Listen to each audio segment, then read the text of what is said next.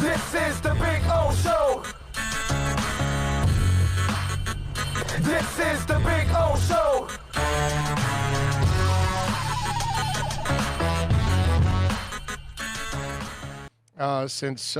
We have Sekou Smith. We for do, you, sir. All right, let's do it. Let's rock and roll. Follow him on Twitter, Sekou Smith NBA. Sekou, how you doing, my friend? I'm doing good, man. What's happening? Just loving life, man. Just hoping that one day we can get back to normal. Then maybe we can also get rid of bias and racism and hate and all kinds of stuff. Whatever happened to just let's try to love each other, man. Let's try to support each other. It's just one of those things. So, Sekou, I ask you this: the protest goes on. You stop the games. What's the next step? What could you see the players doing to try to help influence change? Because we know it's going to take a lot more than just the NBA players. It's going to take the rest of society to get behind all of this so we can change and we can, be anti-hate. Well, I think the first thing that's going to happen is you're going to see a very, robust effort by the players to get involved with the November 3rd election.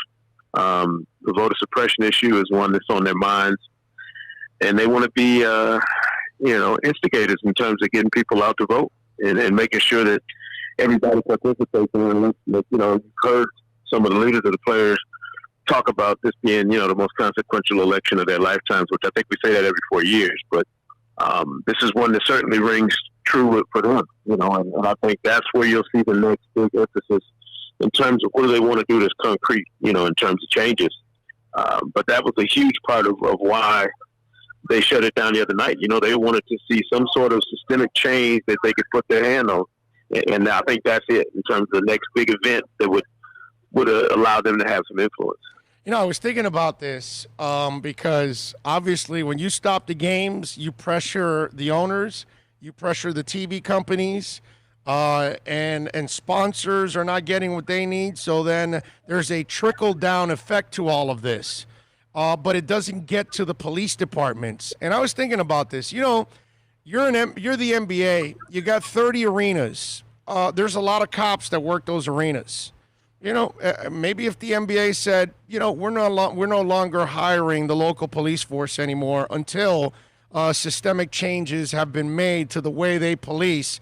We're going to bring our own private security for all of this. Little things like that, which could go a long way for maybe sending a message. That's a little thing that I thought of because, that's a way that, hey, man, the NBA puts a lot of money in police officers' pockets in every city in this country because, Sekou, you've been to most arenas. Every arena's got cops working it inside and outside. That would be, and they get paid a nice chunk of money per hour to do that overtime. Okay, that's a lot of money that they're making on the side. Little things like this could go a long way to send a message.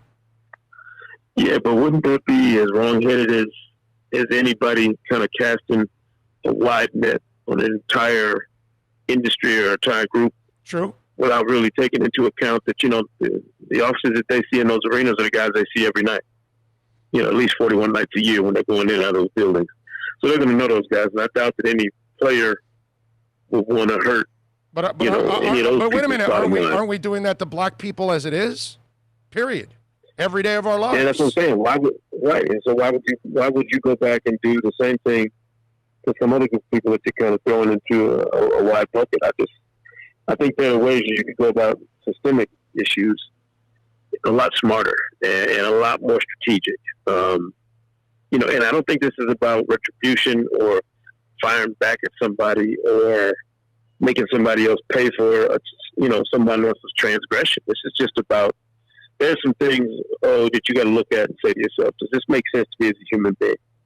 And from George Floyd, before that and since then, we've had a ton of incidents that just don't make sense to any right-thinking human being. Any reasonable human being knows that some of the stuff we've seen is beyond reasonable. And that's the stuff that I think you want to get changed if you're these players. If you got the kind of financial power they have and the sort of influence they have in the larger public, you got to do something constructive. It can't just be something nasty and addictive or something that you think is revenge for something you think someone else did to you. You got to be trying to impact lasting change for generations to come. I know, but the sad part is the only place that people kind of understand is in the pocket. I mean, you know, the guy, the orange dude in the White House is in the White House because also there's a lot of people of a very high income bracket that want him there because they benefit from him being there. You know what I mean? They don't care about everything else that he stands for or lack thereof that he stands for. They just care about their bottom line, their pocket. So how do we motivate? Because you and I know, and I think most people too, there's a lot of really good cops that are selling out and doing the service that they're supposed to. But how do we get the good cops to finally say, you know, blue cannot protect blue when it's wrong. When it's wrong, it's wrong. If we're gonna jail criminals, then we have to jail cops that are acting like criminals. You know what I mean? It's kind of like watching the Catholic Church get a priest that molested kids, and instead of allowing him to go to court or whatever, they hide him in some monastery in some other country somewhere for the next 30 years, and you never see him, and we've handled it. No, you didn't handle it. You know what I mean? And this is our society. We protect our own. What the police do is nothing new, but the ramifications of what they do are way deeper and worse than the rest of us. They may cover up for other little things that go on in the world. Sure, but I think, again, that's why, you know, if you really dive into what they're talking about in terms of the things the players want to see change, it's not just about the presidential election. It's about the municipal elections and the stuff that's going on locally in their own communities. And let's not forget, they're already out doing tons of work in their specific communities, whether it's where they're from, where they play. But these are issues that I think are beyond the scope of what they can do as individuals, and that's why they have to have we have some allies in this fight to help them change the things you're talking about. That's stuff that's intrinsic to this country in terms of certain systems, certain industries that have been imbalanced for years. You know, things that have been out of whack for a long time. But if they want to be a part of the change that happens, this is where they start. This is where you get on the ground level of it and start a movement and try and be, a proponent for whatever these changes are you want to see made.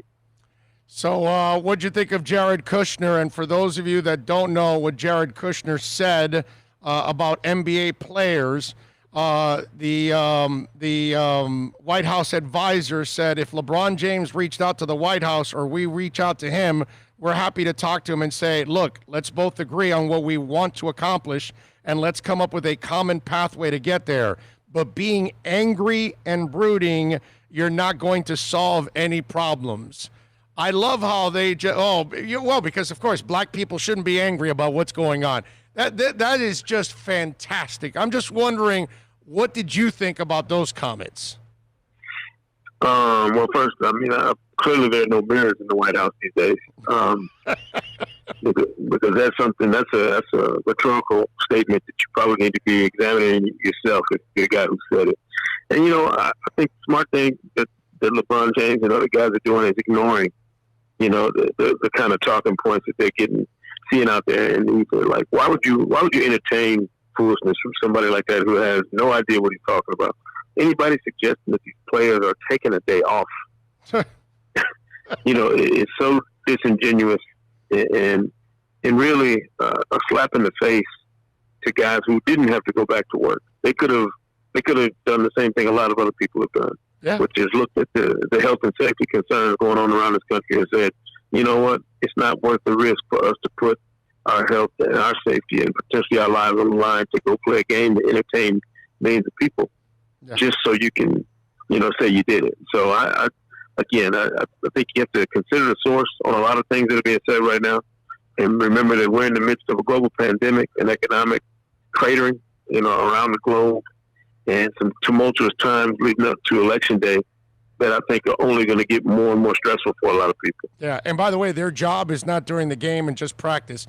When you went into the bubble, that means you're working 24/7 because You're in a place that you're forced to be there now, and you got to be there, and you can't leave, can't see your family, can't do it. So basically, your job's 24/7. Even when you're sleeping, you're working because you're at your job the entire damn time.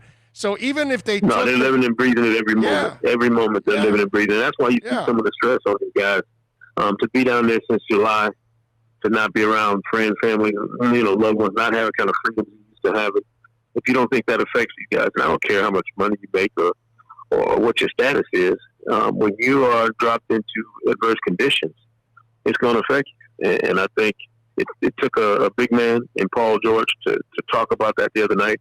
I thought that was huge, that he spoke about it publicly, put it out there so a lot of people will comprehend it and kind of hear it from his mouth. That, hey, if you think I look like I'm playing rattled and I'm not myself, it's because I'm not, because of the circumstance I'm dealing with. And I don't think there's anything wrong with talking about that.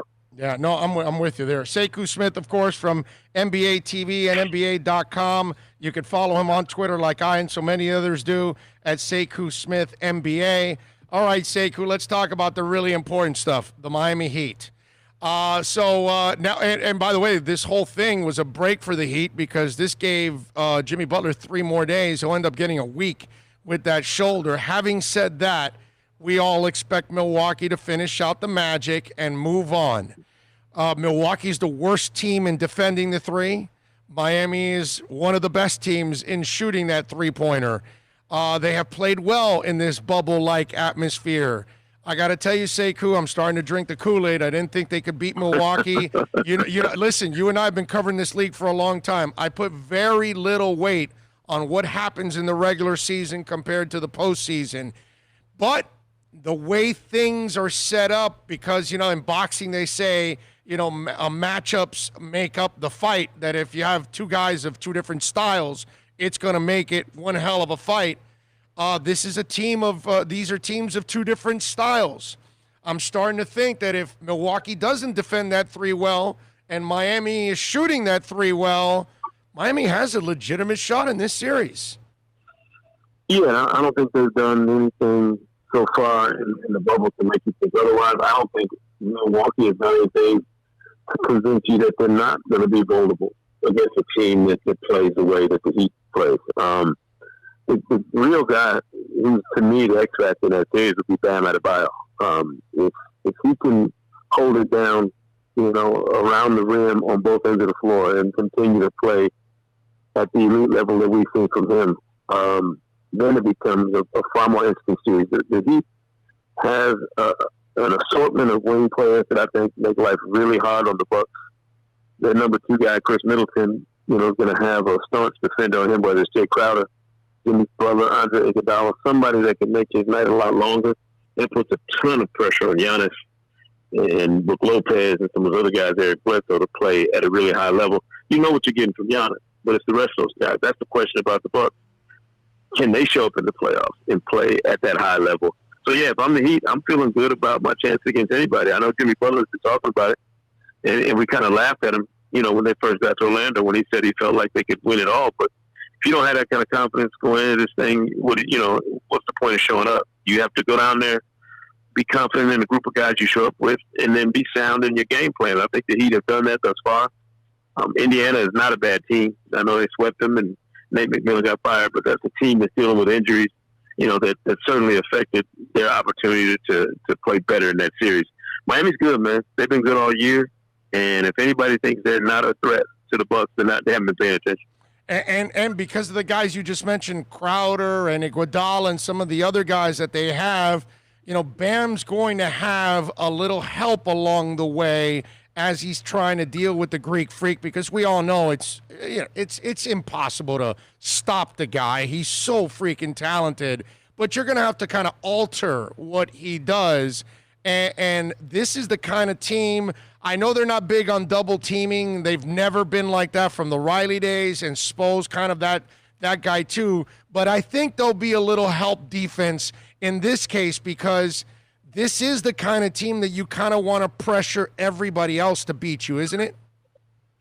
Absolutely. And I think if you go back and look at the regular season games they played, that was the strategy they used, and it was successful. They were, I'm not mistaken, aren't the Heat the only team that beat the Bucks twice during the regular season? Yes. So, I mean, I know you don't like to put a lot of weight on what happens in regular season matchups. I disagree. I think sometimes there are little things, not necessarily in the outcome, but little things you see in the matchup exactly that could bode well, or have some impact on how those teams would deal with each other if they got into a postseason setting.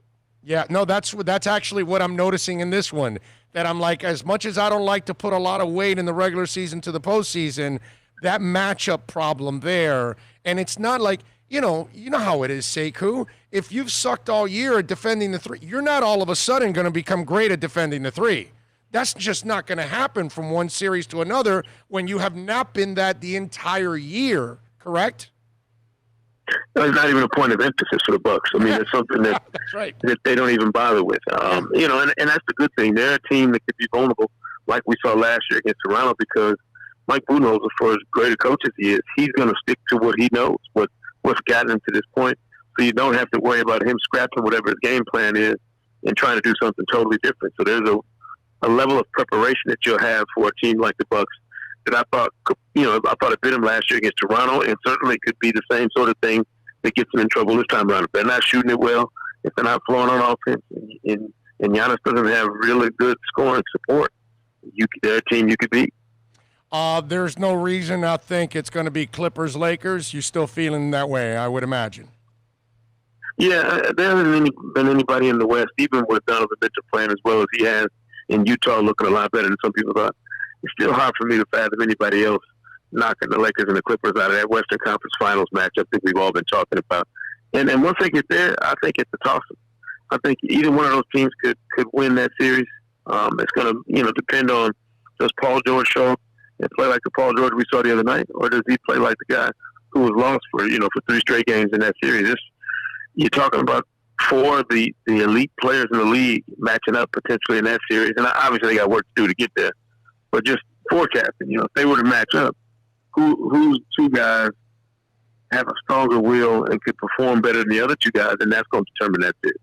One more thing before I let you go, Sekou Smith from NBA TV. The fact that LeBron James was willing to walk out on the season, I got to commend him for that, because we all paint the picture that he's a driven madman to get to that championship, and we all know that, Father Time, even though it doesn't seem to catch up to the cyborg, eventually it's going to catch up to the cyborg one day, and you don't want to give away another season. I got to say, I was impressed that he was willing to give up a season, that he doesn't have a lot of seasons left to give up. I got to give him mad props for that. Well, you mentioned Father Time, but LeBron is a father of 3. 2 boys, young African-American males, and I'm sure that was on his mind, when he was thinking about what the next step should be. Yeah. Luckily for us, everybody slept on it and, had a clearer head the next morning. Yeah, I think some of the emotions died down, but I wouldn't expect anything else from a guy who's been at the forefront of the empowerment movement of professional athletes like LeBron has been. He's not going to do what somebody else tells him to do. He's going to make up his own mind and live with the consequences. And that's, to me, what's most impressive, is that he's never once followed the path. He's always set the trend, whatever he's done, whether you agree with it or not, whether you like it or not. He's kind of gone with his gut, gone with his, with his own thoughts, and research has shown him. And I expected him to do the same thing here. And I agree with everybody before we got in the decision. The league was going to be based on, what was going to happen was going to be based on what LeBron decided. The most powerful player in the league, probably the most powerful athlete on the planet when you consider his stature and kind of the influence he wields. So I wasn't surprised at all. The minute he said we're playing, everybody else jumped on board and said we're playing. I don't know about you, but I had that popcorn popping for that Chris Haynes story. I was reading that. That was popcorn worthy, man. That Chris Haynes story on Yahoo. He did a good job with that one, man. That was drama. Yeah, I don't know what anybody else expected. I mean, the league has been pretty transparent from a player perspective. LeBron has been the most powerful player in the league for quite some time. If you thought that meeting was going down the other night without him having a whole lot of say-so about what went on, you haven't been paying attention to the NBA for the last 17 years. Amen to that. Amen to that. Sekou, as always, you're a rock star, my brother. Thank you for taking some time and dropping the knowledge. We always appreciate it. You have a blessed weekend, and stay safe, stay COVID-free, my friend. Do the same. Appreciate you. You got it. There you go. Sekou Smith, man. Good people, excellent reporter, excellent writer, great insight in the league. Follow him on Twitter, Sekou Smith NBA. Check him out at NBA.com, NBA TV, and always kind enough to give us a little time.